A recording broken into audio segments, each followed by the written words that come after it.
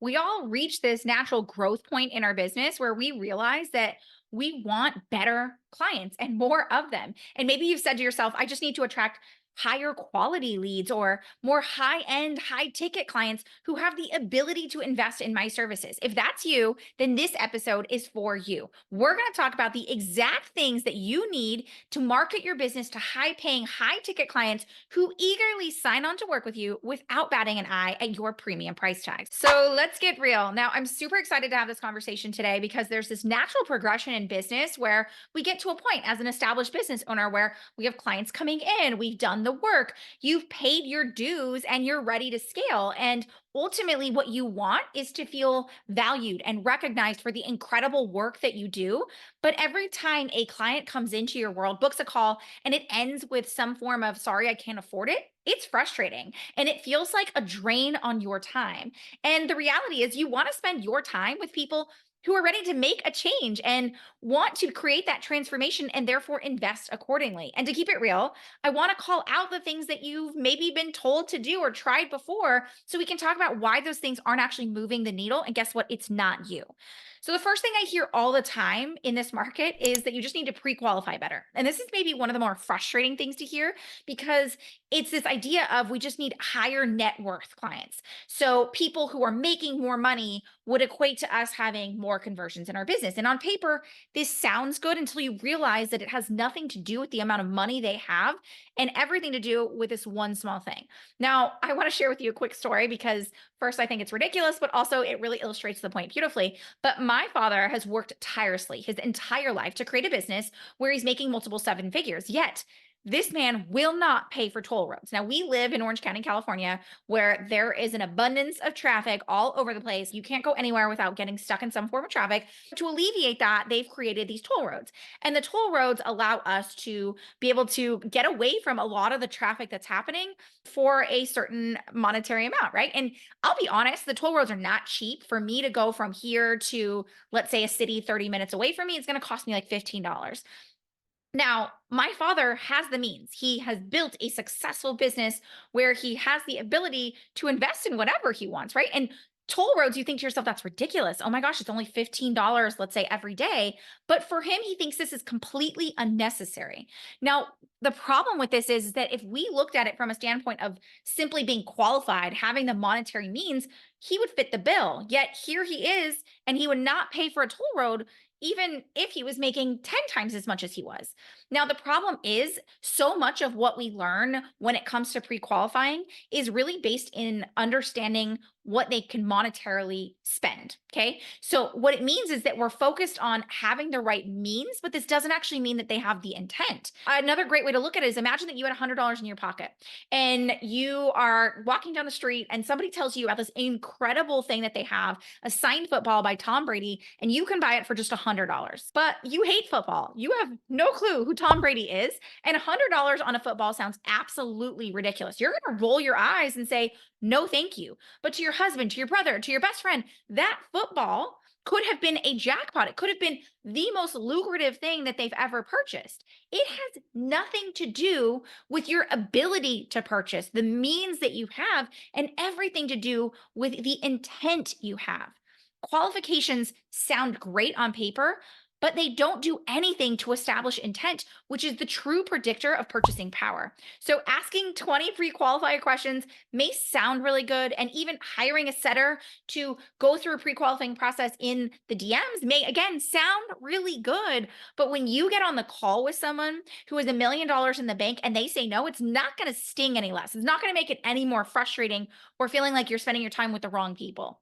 What we need to realize is that when we pre qualify, we focus too much on qualifications alone rather than focusing on intent, which leads us to the second thing that I hear all the time, which is that you just need proven results. Now, let me be very clear. You absolutely need to be an expert. You need to have the skills and expertise that drives results. I am a huge believer in this, and it's the reason why I only work with experts. But having results alone will not get you high paying clients. So, whoever is sharing this on the internet, back off. It's not true because even sharing those results won't have people coming to you and ready to purchase. They're not going to be necessarily high value people. People may be impressed by you, but it doesn't mean that they're going to buy from you. So you can share results But that's an aftermath. Sure, if you have people who have the intent, they've come in, they see you as an option, results can persuade them to choose you versus someone else. So it can help you push them over the edge. But the reality is, results alone will not create demand, which is frustrating since you're so incredible at what you do. And you probably have a Google Drive folder full of testimonials and results you've gotten for your clients, far better than many of the other coaches, consultants, and supposed experts are out there. Yet here you are being better at what you do. Yet these less experienced coaches with only a handful of results are doing circles around you and getting high paying clients effortlessly. So what gives? Your results are only as good as your ability to communicate those results effectively and easily. It becomes a matter of, why should this matter to me? So while you can use results to push someone over the edge, you first have to get them to that edge in order for it to work. And the last thing we're going to talk about as a common misconception of what you should be doing is that you just need to be in the right rooms. Now, ooey, this is a good one. And I see so many people assuming that they're just missing a secret invite to this VIP Insiders Club, one where uber rich people are hobnobbing and throwing out cash as they walk around, and that you're made to believe that if you could just get an invite into that room, your business would be set. Now, here's some truth. A lot of people are selling that idea because they're trying to make you think that if you get into their rooms, it's the right rooms and you'll find the right people. But I want to tell you a quick story that's going to illustrate for you why this is absolutely not true. And this will change everything about how you look at it. Now, when I was in college, I worked at a bank, and I learned one of the most valuable lessons from my manager about what it means to be in the right rooms. She said to me that I should never assume what wealth looks like. I want to repeat that. Never assume what wealth looks like. She then pointed at a man who was walking up with raggedy t-shirt and long hair and said, "Listen, you look at him and you think he's a nobody." And then she pointed to the well-dressed woman with a designer bag and expensive diamonds wrapped around her neck. And she said, "And you may look at her and think that she's somebody important. But that man, he has millions of dollars in cash that he invests every single month. And that woman over there is often on overdraft." Never judge a book by its cover, because wealth rarely looks how you expect it to. And she was right. I worked there for 4 years, and every time I wanted to make an assumption, I was blown away. And I've worked inside of 8-figure businesses, the ones that you see talking about how much money they make and shouting from the rooftops about their $1 million months and posting in front of Lambos. And honestly, those were the people who were the most broke and struggling. And that down to earth woman, the one who was commenting on the post in that public Facebook group you're in, she has a house on every freaking continent. So I'm tired of hearing about being in the right room that you need to be in, when the reality is premium high-end clients are everywhere. And I want you to shift the way that you think about this so you can start really optimizing and identifying how to find these high ticket, high paying clients who are happy to pay you. So we talked all about what getting high end, high ticket, ready to buy clients isn't about. Now, what I want to talk to you about is what it is about. And fair warning, it's probably a whole lot less fancy than you expected. But given my stories and what I shared with you about this, I'm hoping that you'll understand that simplicity is ultimately what's going to get you there. So, first and foremost, we want to talk about targeting, who you speak to. Now, the reality is we've gone so far deep into this idea of ideal client avatars and doing these avatar exercises. And I'm going to be totally honest with you. That's like the novice way of marketing your business, is trying to come up with a person. And no shade, I get it. We all go through it. I did this, and I'm sure that you've been taught this by a million coaches out there. And while it's important to have an identifier for who our target market is, the reality is what we're looking for when it comes to our target market has much less to do with their demographics or psychographics or all these other things, and more to do with what it actually means to be someone who's at a level of intent. So one of the things I already alluded to, and if you've been around the block in my world, you've heard me talk about levels of intent, but levels of intent are absolutely going to be the biggest predictor to whether or not somebody buys, and whether they do that quickly or over a really long period of time. Simply put, the levels of intent really states that every single audience has 3 levels of intent: low, high, and mid. Every single audience has this. I do not care who you are. You may be super, super special, but at the end of the day, every single audience has 3 levels of intent. Now, what typically happens is you can pick a ideal client. Let's say you want to speak to medical professionals in their 40s who are experiencing burnout. And that's great. That's really amazing that you've got a visual of somebody who you want to work with, because it gives you that ability to know who you're speaking to. But ultimately speaking, within that market of 40s, medical professionals who are leaning to that space of burnout, there's three levels of intent. There's somebody who, like we talked about with that football, has zero intent. They don't really care about burnout. It's not top of mind for them. They're not even looking for a solution to that, nor do they even really accept that as an issue in their lives. And the middle of intent person maybe understands that they have that problem, but it's not priority number one for them. They have other things that they're prioritizing right now, and or they've got a lot of fear around the idea of solving burnout. Versus your high intent is someone who woke up yesterday or a month ago and has decided that solving the problem of burnout is the only thing on their mind. They wake up in the morning thinking about it, they go to sleep at night thinking about it, they have purchased courses, they've worked with people. This is the thing that they believe is number one cause of what they need to focus on right now. That is going to really differentiate, even within your ideal client avatar, who you're speaking to. This concept alone revolutionizes how my clients are able to effectively speak to people who are at a high level of intent and want to make fast purchasing decisions. The people who literally throw their money at you and couldn't do it faster before you even get on a sales call. That is a huge shift in thinking, nonetheless, in how we market. And we've done a couple podcast episodes on this, so you can go back and take a look at those, or you could check out our Netflix Effect mini series where I actually break down for you in a little bit more detail about what it looks like to look at the different levels of intent within your audience. But this by far is going to be one of the biggest turning points in your business when you can understand the different levels of intent and then acknowledge who you want to speak to. We focus predominantly on mid and high intent and speaking to them, and eliminate those low intent, because who you speak to is ultimately going to drive how you speak to them, where you speak to them, what you say to them. All of those things are going to shift based on who you're speaking to. So understanding our high intent market, knowing who they are and how to speak to them, is going to drive the rest of the factors that we have here. And it's why it's the first thing we do with our clients inside of any of our programs. We start with identifying and communicating what high intent leads are, what they look like, who they are, what they are needing, and then driving the rest of it. So first and foremost is targeting and knowing who we're speaking to and how to identify that section of your market. So I want you to think about it this way, that everybody, and I really do mean everybody, I've worked with a lot of 7 and 8 figure business owners who we have found inside of their market tens, if not hundreds of thousands of dollars of untapped opportunity when we acknowledge and understand our high intent audience. When we understand that high intent audience, it completely gets reflected in all the things I'm going to tell you next about what happens. So very first thing you need to focus on is who we are speaking to. Are we targeting high intent or mid intent leads, or am I speaking to a ideal client avatar who's not ready to move? Really want you to think about that. And if you're a little bit lost on, oh my gosh, Naz, I'm not sure what that is, send me a quick DM message over on Facebook or on Instagram. We'll send you an episode that we've done on this so we can break it down a little bit further, and I can actually help you identify what that looks like for your business as well. The second thing we need to talk about is messaging. Once we know who we are speaking to, it's how do we communicate to them? When we think of messaging, I think of this as a lighthouse. It's the beacon. Used to be back in the day, a lot of people would tell me that organic was dead. Organic would never work at scale. You'd never be able to do this. And here we were scaling to $100,000 months in our business and to $250,000, $300,000 organically with our clients.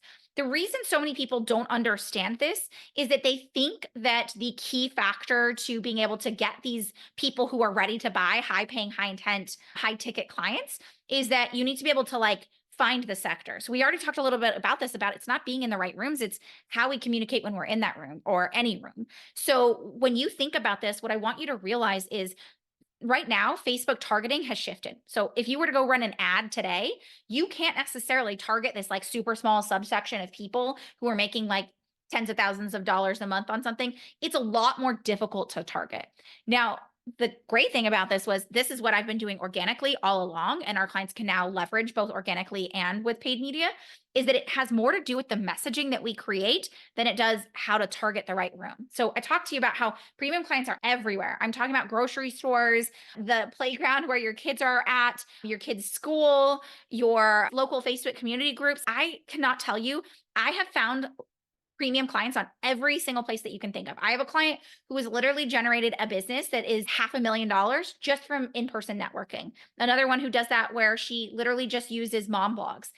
The possibilities are endless when you understand your message. So when we know how to speak to that right level of intent, that was step one in targeting. The second thing is how to create a message that acts like a lighthouse, like a beacon that's drawing in those people. So it's like having a secret language. When we were kids and we would use Pig Latin to speak, It's like having a secret language that directly focuses and creates this tunnel to just your high intent leads. So it's understanding and communicating to them with the right message that makes it feel like you are speaking their secret language. So I'll give you a quick example as a right and a wrong way of doing messaging. Let's say that your intent is to speak to high intent, ready to invest clients who are high ticket. And right now, you're speaking to here's the 5 reasons why you need to start a Facebook group. Here are the 5 reasons why you should focus on your gut health. And that in of itself, that message is going to target a low intent lead. It's somebody who doesn't know they have a problem. You have to convince them, you're explaining to them why they should care about it. So you're inadvertently going to bring in the wrong type of leads versus if I were speaking to someone who is that high intent, who knows that they are actively looking for a way to solve that problem, my messaging shifts. I'm now going to say instead the 3 things you can apply within your Facebook group right now to sign your next high ticket client. I'm speaking to somebody who knows that they have a Facebook group. They know they need the right things that are going to allow them to achieve that, and they have a high ticket offer. I literally, in one sentence, can shift who I'm speaking to. It's not as complicated as people think of it, but the problem becomes a lot of people, one, don't know that targeting, don't know how to speak to the right people, but then two, don't understand what the problems that they're solving for that high intent level of client. You are not speaking to the same thing as somebody who doesn't care about the problem. It's just a different conversation. And the way I communicate to that person is going to look very different. So again, a huge piece of what we do, for example, in my Fast Pass, our 30-day messaging and positioning intensive, we sit down and we identify the talking points, the messaging pieces that are going to speak directly to our high intent leads. That is going to be the biggest driver for you being able to bring in the people who are high paying and high ticket clients versus anything else you do. So having that idea behind knowing how to speak to them, having the right messaging. I call this high intent messaging. We've developed a completely proprietary process to this of how to actually target those people so that you're bringing the right people in. So we've talked now about targeting. We've talked about messaging. Now what we need to be able to talk to is your positioning. You can do all those first 2 things amazingly well. You can target like a rock star, get the high intent leads into your world with your incredible messaging. But if you fall flat, meaning how you communicate what you do to your audience and it doesn't feel like something powerful, then you ultimately are going to lose your opportunity. Okay. So it's a matter of if you're in the room, and I'm not talking about like a room full of rich people. You're in a room and you're having the right conversation. You're bringing those right people in. You have a flashlight. You're in a dark room. You've used the right message to draw the right people in.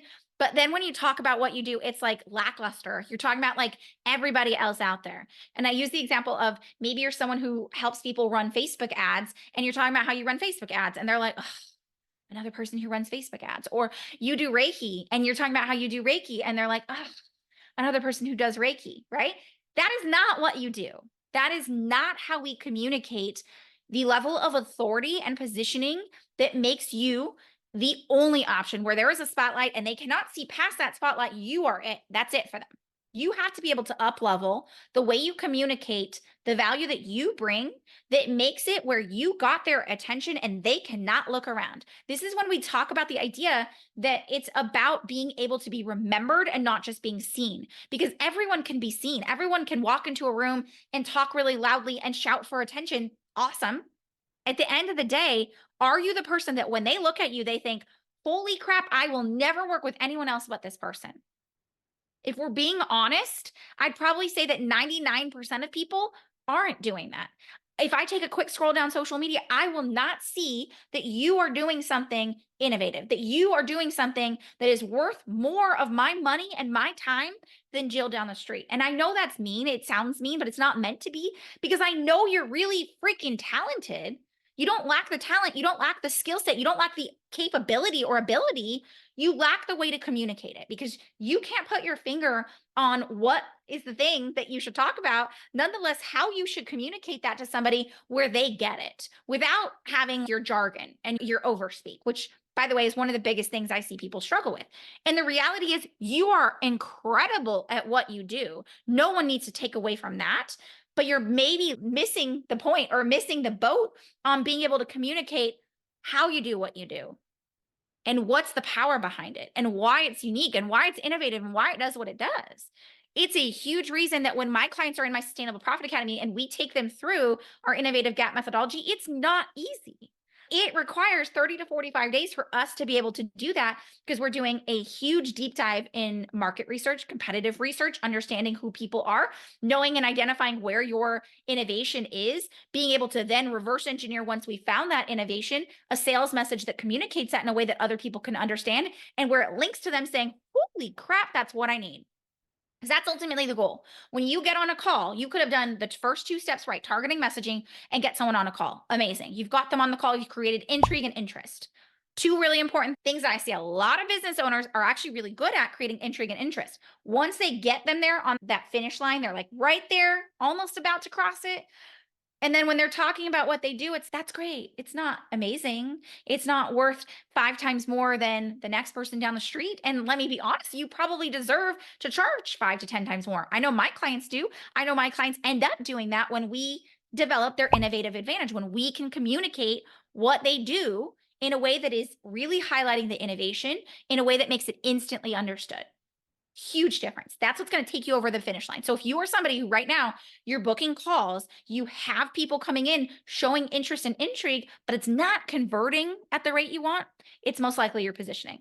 Okay. And I want to be clear, you have to be able to speak to the level of what you do that makes someone stop in their tracks and say, this is it for me. There is literally no other option. You have just shut down every other option in their mind and out of their pathway.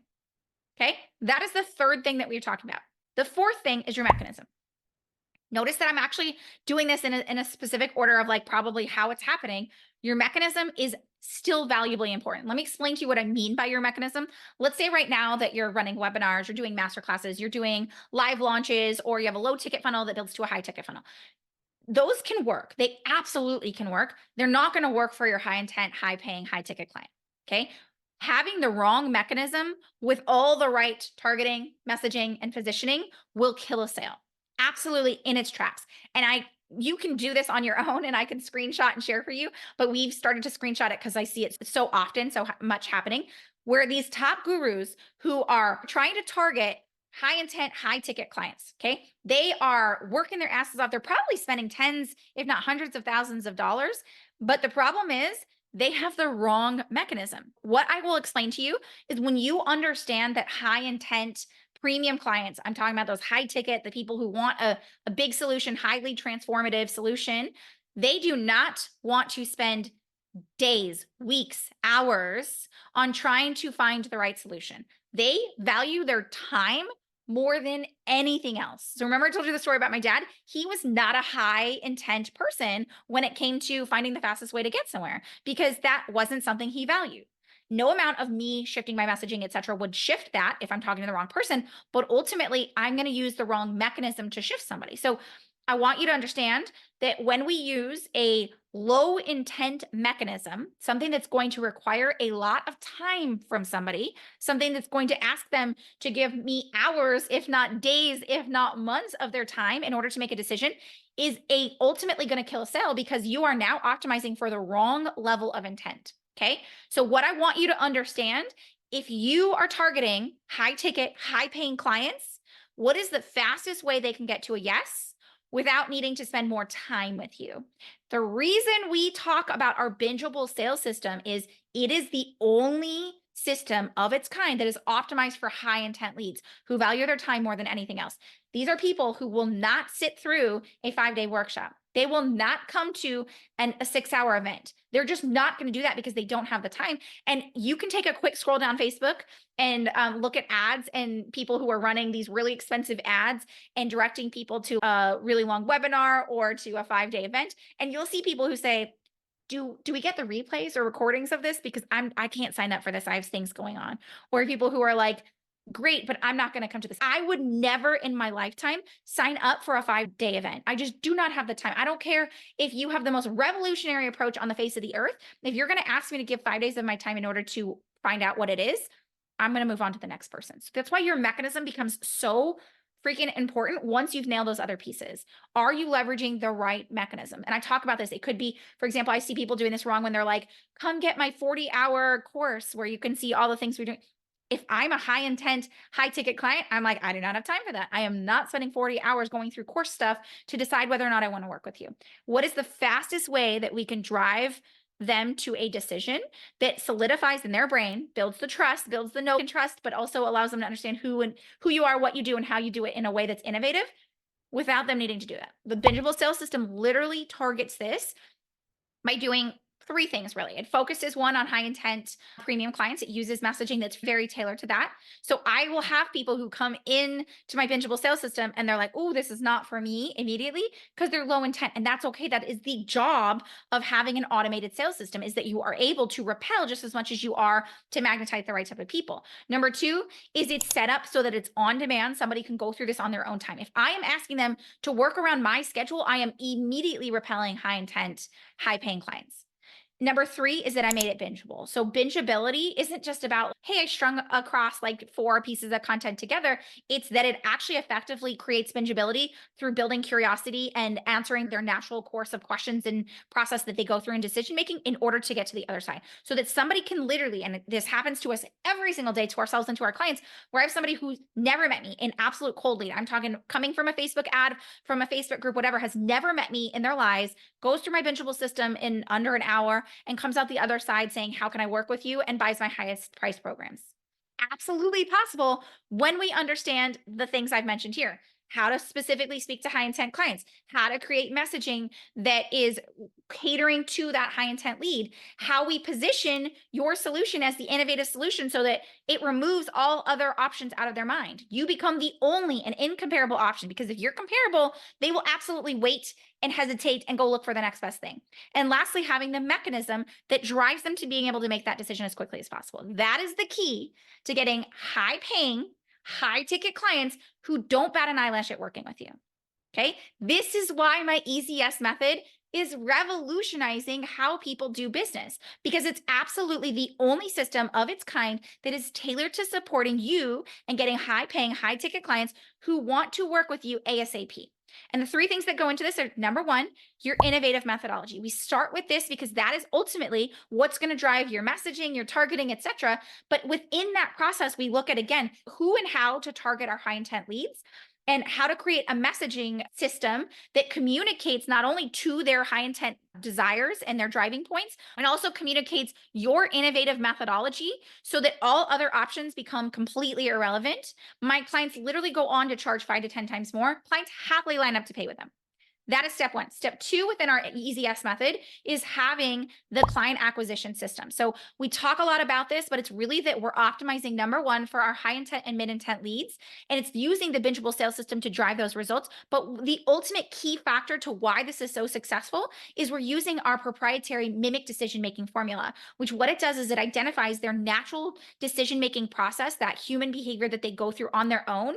And it mimics that in a way that allows them to binge their way to a yes, so that you are essentially creating a guided stalking approach where they can move themselves to a yes as quickly as possible so they can sell themselves without you needing to convince or pressure them any step of the way. And the third and final piece is actually getting clients results, being able to drive client results at scale, because getting client results is ultimately going to be what allows you to create longevity and sustainability in your business. And we use what we call our consistent results mechanisms that allow us to support you in being able to drive massive and incredible results for your clients at scale without you needing to always be on. So if you want to learn more about the Easy Yes method, you know where I'm at, you know that it's time to have that conversation with us. Let's hop on a growth optimizer call. What's going to happen on this call is you and I are going to sit down. We're going to talk through what your current process looks like for bringing in high intent, high ticket clients. I'll show you exactly where the biggest breaking points are in that process, how you can actually solve for that, and how my Easy Yes method can help you in doing that. It's time. Let's book that call. Head on over to easyesleads.com/call to book your call with me today. If you want to learn a little bit more about the Easy Yes method, what it looks like, how it works, all the details in this, head on over to easyesleads.com and you can check out the mini series that breaks down how we use the Netflix effect to get high intent, ready to buy clients to sell themselves using this Netflix inspired mini series. Again, head on over to easyesleads.com. And as always, I love and appreciate when you rate, subscribe, and share if you've enjoyed this episode. And go ahead and send me a message if you want to learn a little bit more about the next steps of how we might be able to work with you. You can either book that call or send me a message over on Instagram at Next Level Up CEO or on Facebook. You can check that out down in the show notes to see a little bit more about how we can chat a little bit more about this. But until next time, here's to keeping it real.